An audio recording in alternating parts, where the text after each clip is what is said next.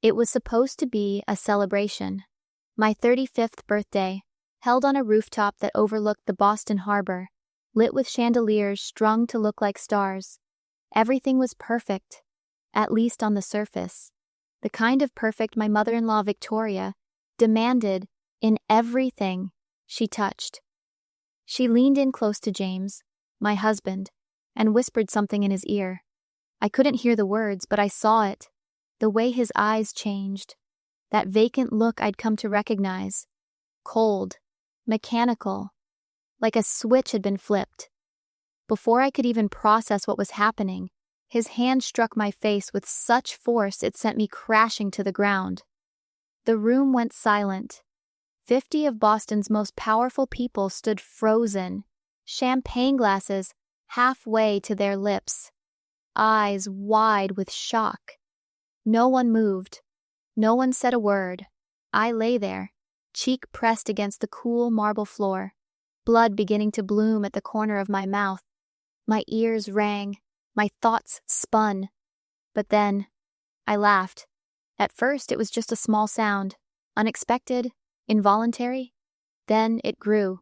I pushed myself up slowly, still laughing, my red dress now smeared with blood. But my voice, steady. My eyes, clear. Because, in that moment, I knew exactly what had just happened. He'd performed, just like they'd programmed him to.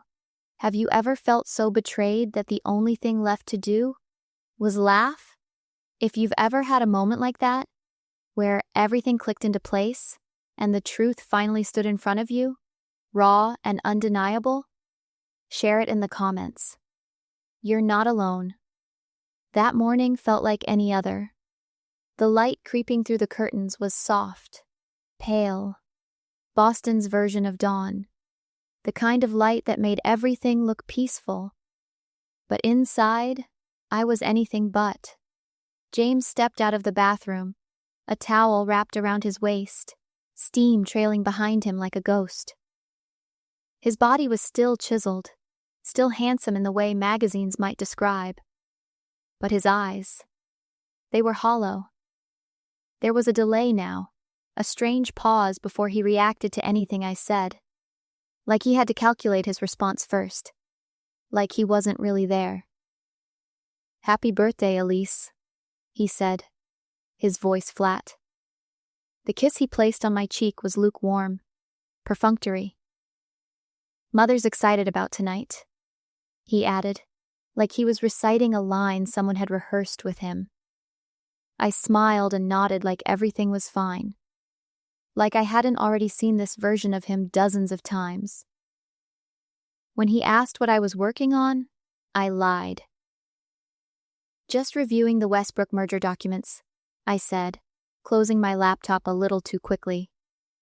He didn't question it. He never did anymore. After he left for the Harrington family office, I slipped into my closet, the one place in the house without surveillance. Victoria had insisted on the cameras during the renovation, said it was for our safety. I'd found every single one months ago and set them to loop. In the back corner of the closet, behind a seamless panel in the wall, was the truth. A waterproof case. Inside, hard drives, burner phones, a backup laptop, my lifeline, my insurance, my quiet rebellion. Outside, I played the role. Harvard-educated attorney, devoted wife, polished member of high society. But behind my birthday smile, I was preparing for war, and I knew exactly where the battlefield would be. For years, I played my role flawlessly. Harvard law graduate, rising star at one of Boston's most prestigious firms, charitable board member, the elegant, composed wife of James Harrington, heir to an old New England dynasty. In public, we were a power couple, magazine covers, fundraisers, the kind of people others whispered about at galas. Victoria made sure of that. She paraded me like a trophy, polished and smiling, always saying the right thing at the right time. And I delivered. Because that's what I'd been trained to do, until I started to see what was behind the curtain. It started small. Little inconsistencies in the family business paperwork, offshore accounts that didn't line up, shell companies tucked inside other shell companies. At first, I thought it might be sloppiness, but the deeper I looked, the more deliberate it became. Then, there were the changes in James. The way he acted after certain family meetings. How he'd sit for hours, staring at nothing. Or the way his personality would shift right after a whispered word from Victoria. I knew that look. I'd seen it before in clients who had been manipulated, coerced, reprogrammed. And that's when it hit me. This wasn't just financial fraud. This was something deeper. Something darker. The night I saw him sitting alone, catatonic, after receiving a video from his cousin William, that was the moment, the tipping point. That night, I bought my first burner phone. I backed up files. I started documenting everything. Because I wasn't just a wife anymore. I was building a case. And if they thought I'd be their perfect, obedient girl forever, they had no idea who they were dealing with. The deeper I dug, the uglier it got.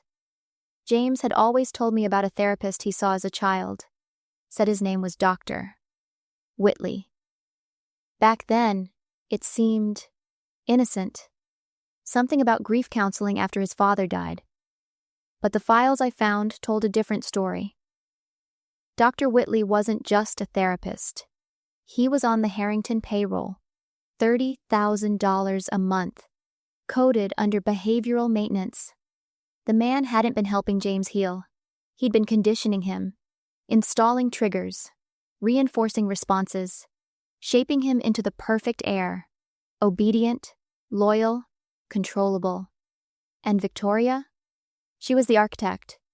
The files were extensive.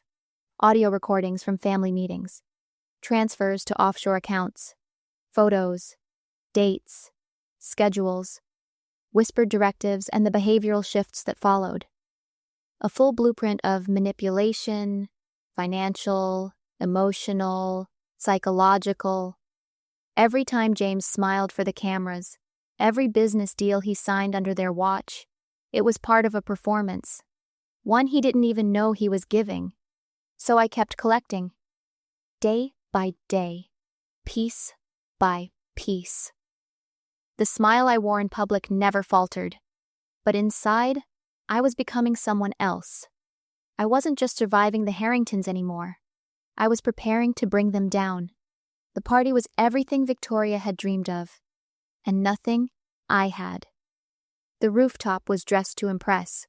Chandeliers floated like stars. The harbor shimmered in the background, and Boston's elite filled the terrace with carefully measured laughter and practiced charm. Every face I passed had some connection to the Harrington name. Judges, senators, CEOs, but not a single person who knew me. Not the real me. I wore red.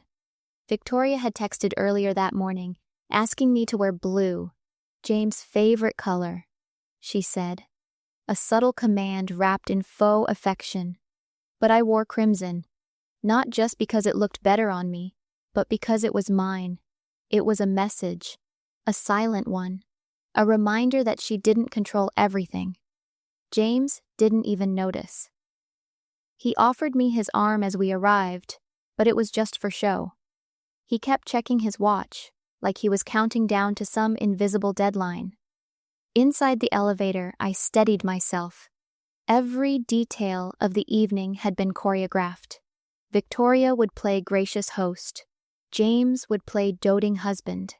And I would play the part of the unsuspecting birthday girl. But I wasn't unsuspecting.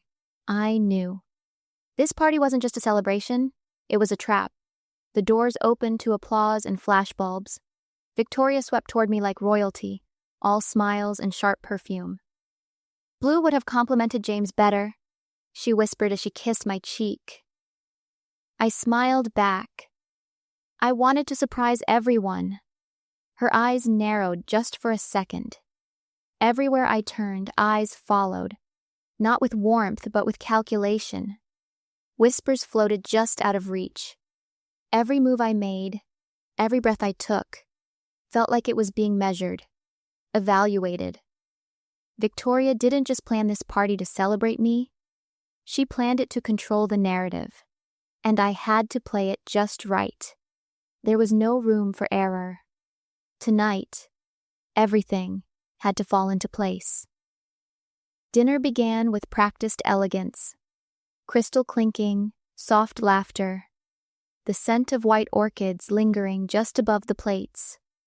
Victoria sat at the head of the table, smiling like a queen at court.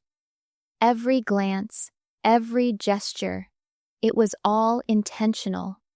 She didn't just host events, she commanded them. Her eyes kept drifting to me, not out of affection, but calculation. Like she was waiting for something. Dr. Whitley sat across from me, watching, always watching.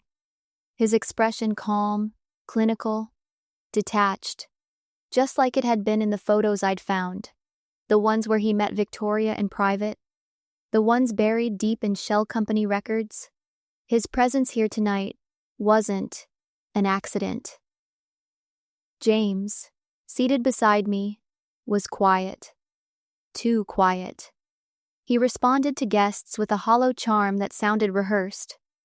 There was a slight delay before he spoke, like he had to search for the right lines. His fingers tapped a rhythm on his water glass. I recognized it. It always followed one of Victoria's whispers. Whatever they had planned, it was close. Between courses, Victoria rose to make a toast. She called me a treasure, a blessing to the family. Her words floated through the air like music, but beneath them was the message only I could hear. We own you. James sat stiff beside me, his jaw tense, his hands too still. Whitley took notes discreetly on his phone, watching our every interaction like a scientist with a test subject. The room was full of smiles and compliments, but every instinct in me was screaming. Something was coming.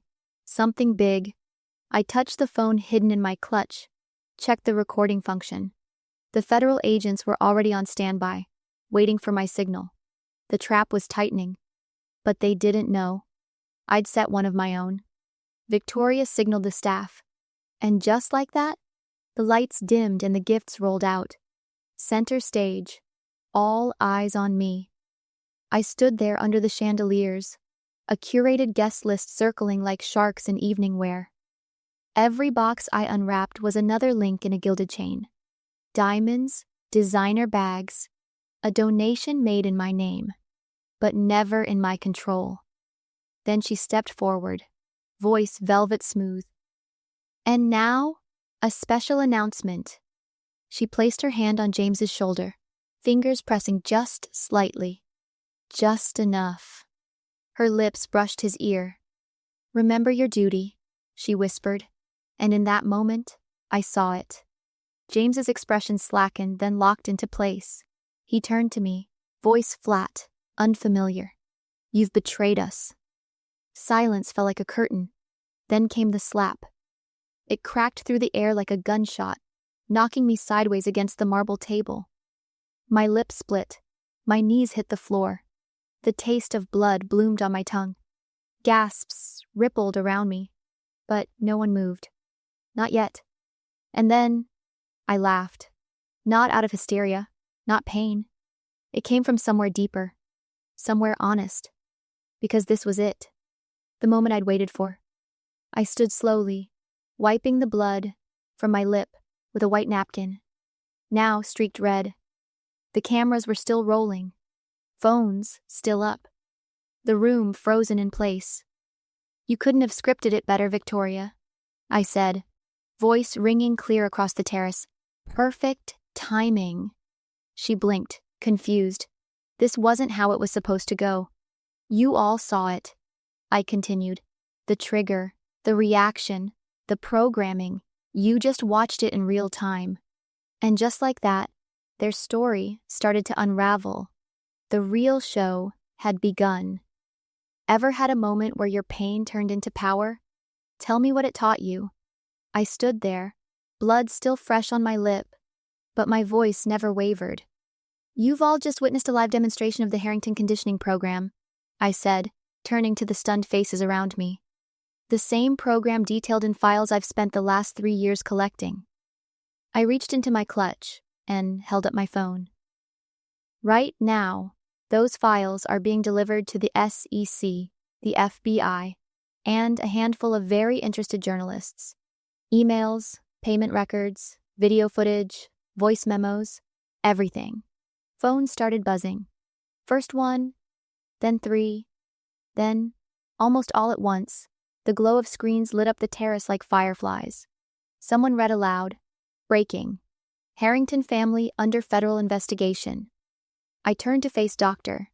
Whitley. "Care to explain what Project Sentinel is? Or should I?" His eyes widened, the confidence draining from his face. "Project Sentinel," I continued, "is the behavioral modification program designed to ensure complete obedience. It began when James was 12. Repeated sessions, verbal and physical triggers, reinforced with medication, monitored through private therapy notes, and, most damning, authorized by Victoria Harrington herself." I looked out across the room. All those powerful people, once content to drink champagne under chandeliers, now shifting uncomfortably. Some already backing toward the exits, others frozen in place, trying to decide which side of history they wanted to be on. "You all thought this was just a birthday party," I said, calm and certain. "But it's something else now." The narrative had flipped. The empire was exposed, and for the first time in years, I was the one holding the script. James was still standing there, frozen. His hand hovered near his side like it didn't belong to him. His gaze darted between me, the guests, and the blood on my lip. What did I just do?" he whispered. The programming was cracking. I could see it in the way his expression shifted, confusion giving way to horror. Victoria stepped forward, her voice rising above the murmurs. "She's unwell, clearly unstable.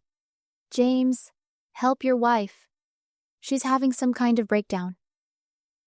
But he didn't move. Because now he was remembering. Not just the slap, everything. The summers spent in isolation, the special programs, the therapy sessions that never felt quite right, the moments he questioned something, only to feel sick, tired, dizzy, punished. "You did this to me," he said to her, the words shaky but real. "All those years, you made me believe it was love." Victoria's mask didn't slip. It shattered. "We gave you structure, discipline. You were weak, James. We had to guide you." I stepped closer, not to comfort him, but to cut through the fog. "James, listen to me. I know what they did. I've seen the files. I've seen how they trained you to respond to certain words, certain touches, even tones of voice." I turned to the crowd. "Some of you saw him as a man complicit in their schemes. But you saw what just happened. That wasn't free will. That was programming." Then I looked back at Victoria, her eyes wild now, her hands trembling. "I know the difference," I said quietly, "between the puppets and the ones pulling the strings." She flinched. For the first time, I saw fear in her face. "And James?" He didn't say a word, but he stepped away from her. That was enough. The elevator chimed. 2 men in dark suits stepped onto the terrace, their presence quiet but unmistakable. They scanned the room with practiced ease, moving toward Victoria, with slow, deliberate steps. "Mrs. Harrington," one said, producing a folder from his jacket. "We have a federal warrant to seize all electronic devices and documents in your possession." The words landed like thunder. Gasps rippled again, But this time, no one stepped in to shield her. Victoria opened her mouth, ready to deny, to command, to charm, but nothing came out. Her hands hovered uselessly over her diamond necklace. She looked around, searching for someone to defend her. William, the family's legal fixer, was already backing toward the edge of the terrace, his phone pressed to his ear. The judge who toasted us just an hour earlier turned away, whispering urgently to his assistant. The senator who once called Victoria a pillar of society was nowhere to be seen. The Harrington name no longer offered protection. It was a liability now. I stood still in the center of it all, steady as the chaos swirled around me. The servers froze, champagne bottles still in their hands. Guests muttered, then moved in waves, each trying to detach themselves from the wreckage, from the headlines, already lighting up their phones. But I didn't move. This was the moment I'd planned for. Every file, every recorded conversation, every late-night whisper I'd documented in secret. It had all led here. Victoria's empire wasn't just falling. It was collapsing in public, on camera, in real time. And I didn't have to say another word. The truth was speaking for itself.